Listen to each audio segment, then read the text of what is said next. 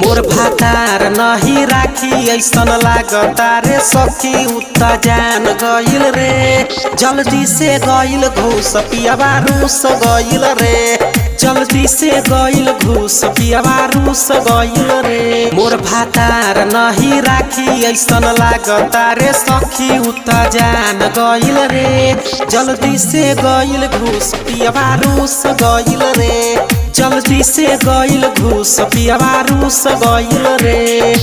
अब का करी रे सखी ए सखी याद रखी हो नैहर में प्यार न करी हो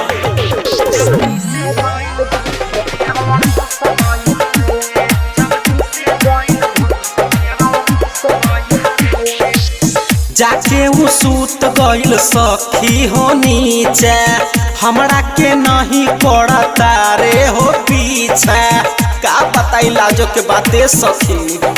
हाँ हाँ जाके उ सूत गइल सखी हो नीचे हमरा के नहीं करता रे हो नीचे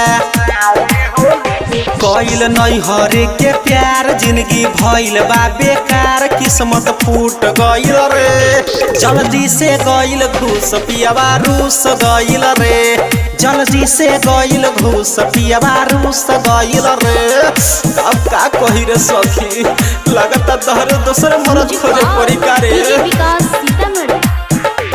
recording by Dharmraj studio Balwahar Saharsa.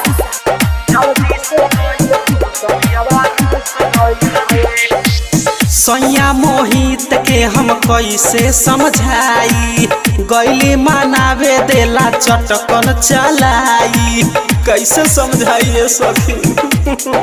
हाँ हाँ सैया मोहित के हम कैसे समझाई गइली मनावे देला चटकन चलाई पप्पू राजा के बोलाई तनी एकरा के समझाई जाके सूत गइल रे जल्दी से गइल घूस पियावा रूस गइल रे जल्दी से गइल घूस पियावा रूस गइल रे।